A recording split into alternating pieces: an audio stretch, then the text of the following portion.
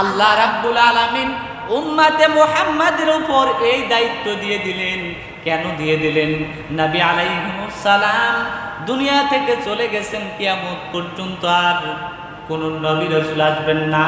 সুতরাং নবীওয়ালাদের এই কাজ, এই দাওয়াত এখন নবীর উম্মতদেরকে নিতে হবে। তাহলে নবীর এই কাজের দায়িত্ব এখন কার উপরে পড়বে? কথা বলেন, বুঝছেন না? আমার কথা বুঝতেছেন না? নবীর এই কাজ এখন করে পড়বে উম্মতের উপরে। দাওয়াত এখন আমাদের উপর গুরুত্বপূর্ণ হয়ে পড়েছে। মূলত উম্মতে মুহাম্মাদের উপরে দাওয়াত গুরুত্বপূর্ণ হলো দুইটা কারণে। চিৎকার করে বলবেন কারণ কয়টা? এক নাম্বার কারণ, আল্লাহ রাব্বুল আলামিন বলছেন, কুনতুম খায়রা উম্মাতিন উখরিজাত লিন-নাস তা'মুরুনা বিল মা'রুফি ওয়া তানহাউনা 'আনিল মুনকার ওয়া তু'মিনুনা বিল্লাহ।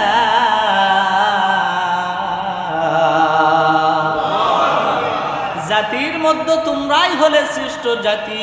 তোমাদের কাজ আছে সৎ কাজে আদেশ করবা আর অসৎ কাজে বাধা প্রদান করবা।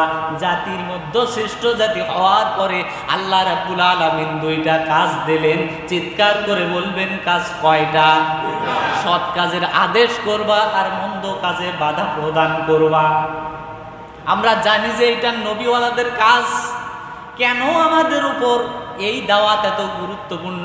এক নাম্বার কারণ হলো আল্লাহ সরাসরি আমাদের উপর এই দাওয়াতকে ফরজ করে দিয়েছেন। কি করে দিয়েছেন?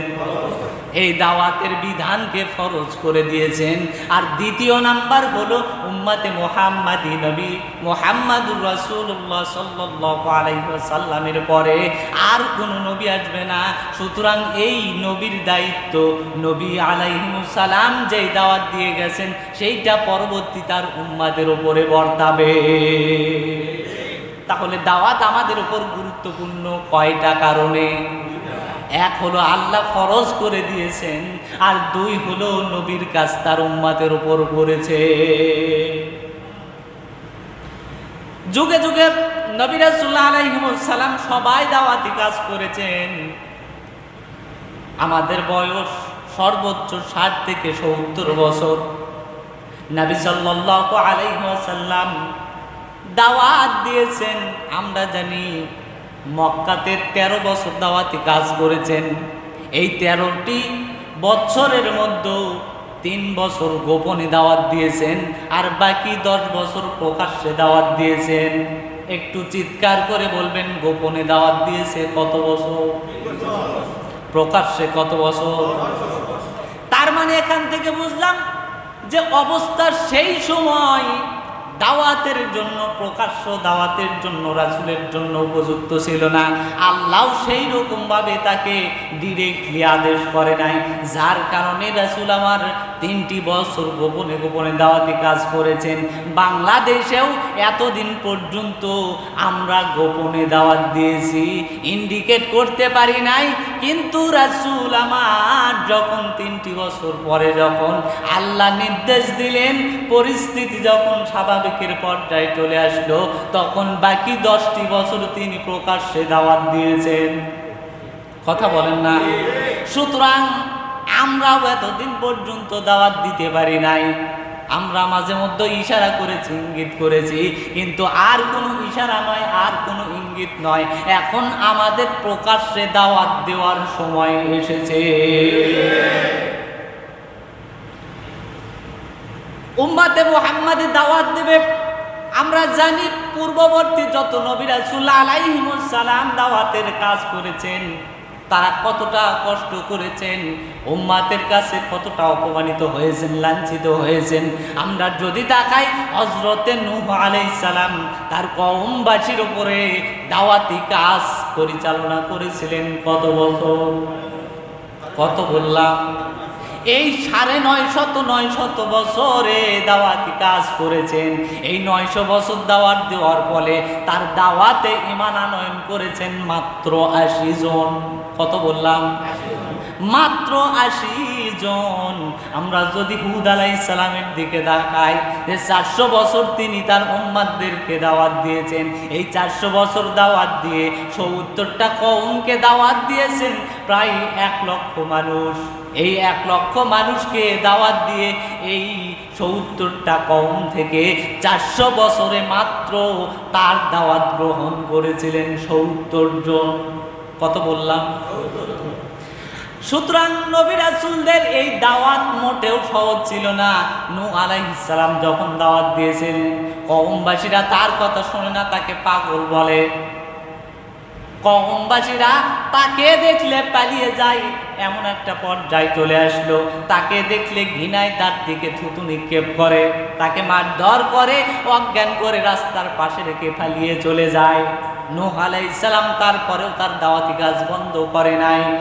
ও মুসলমান ভাইগণ, এখান থেকে বোঝার বিষয় যে উম্মাতে মুহাম্মাদি রাসূল আমার দাওয়াতি কাজ করতে গিয়ে অপমানিত হয়েছেন কি হন নাই? লাঞ্ছিত হয়েছেন কি হন নাই? মার খেয়েছেন কি খান নাই? শরীর থেকে রক্ত ঝরাইছেন কি ঝরান নাই? সুতরাং আমরাও সেই নবীর উম্মত হওয়ার পরে এই দাওয়াতি কাজ করতে গিয়ে পদে পদে বাধা বিপত্তি আসবে।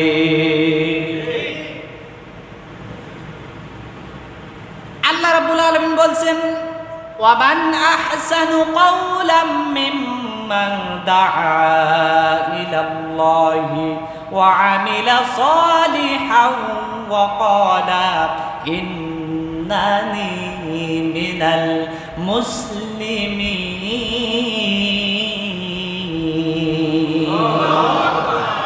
আর তার কথার চাইতে উত্তম কথা আর কার হতে পারে? কে বলতেছেন?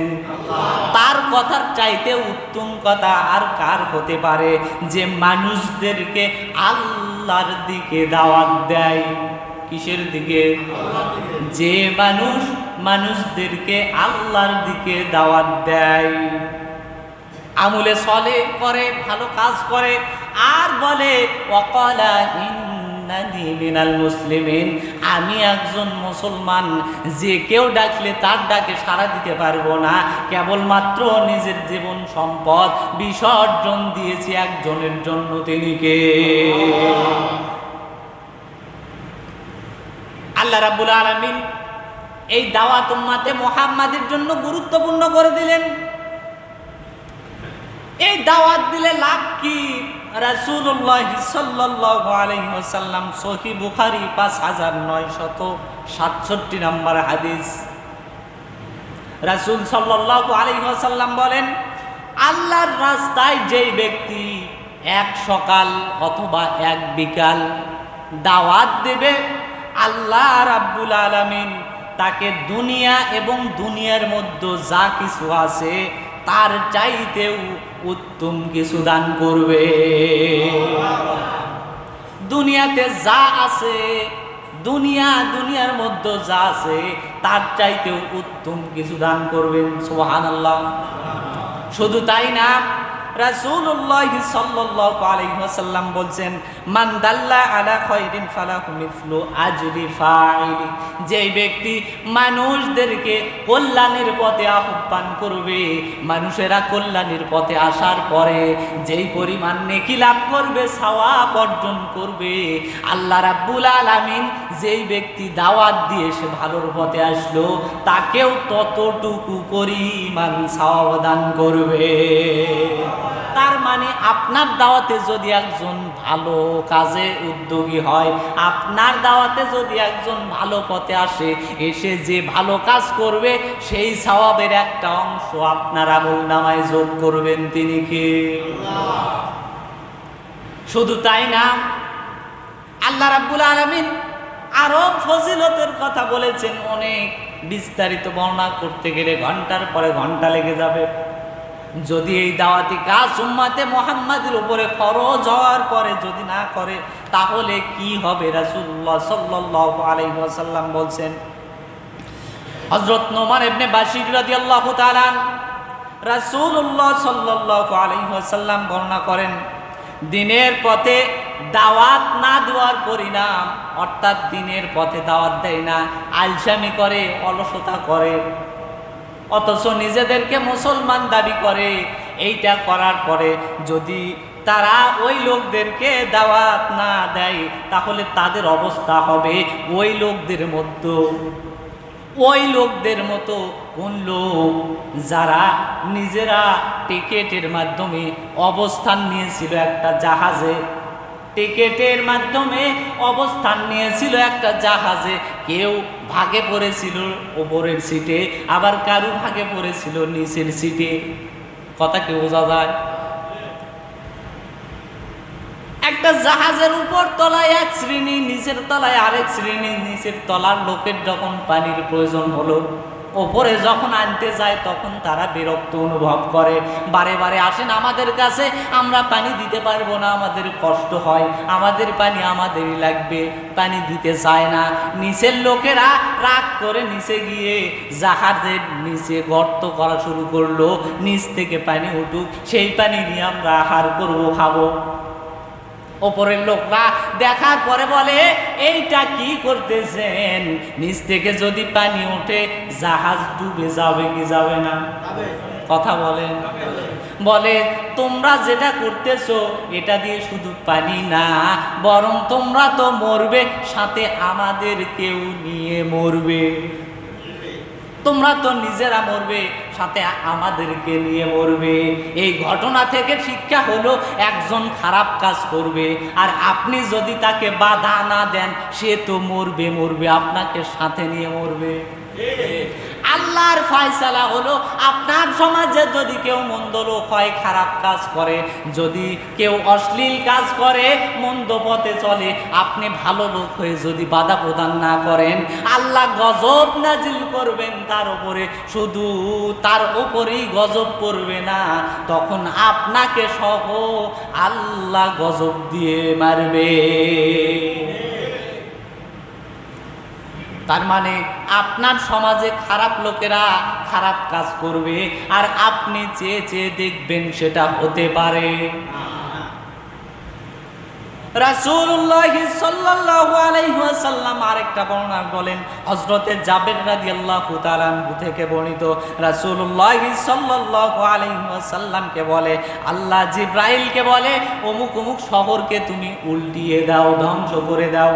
জিবরাইল আলাইহিস সালাম আল্লাহর কথা মতো চলে আসলো, এসে দেখে এমন একজন বুজুর্গ বান্দা আছে যে সারাদিন সিয়াম পালন করে, সারা রাত আল্লাহর ইবাদতে কাটিয়ে দেয়। সারাদিন সিয়াম পালন করে, সারা রাত মহান আল্লাহ রাব্বুল আলামিনের ইবাদতের মধ্য দিয়ে কাটিয়ে দেয়। জিবরাইল এই দৃশ্য দেখার পরে আল্লাহকে বললেন, আল্লাহ আপনি কোন শহরকে ধ্বংস করে দিতে বলছেন? এই শহরের মধ্যে এমন এক আল্লাহর বান্দা আছে যিনি দিনে রোজা রাখে, রাতে সে আপনার ইবাদতে মশগুল থাকে। আল্লাহ রাব্বুল আলামিন বলেন, ও জিবরাইল, সেই চিন্তা তোমার করা লাগবে না, আমি জানি সে কেমন। সমাজে এত পরিমাণ খারাপ কাজ হয়, এত অশ্লীল কাজ কর্ম চলে, সে শুধু ইবাদত নিয়েই পড়ে থাকে, কখনো তাদেরকে বাধা দেয় নাই। তার মানে এখান থেকে আমরা কি বুঝলাম?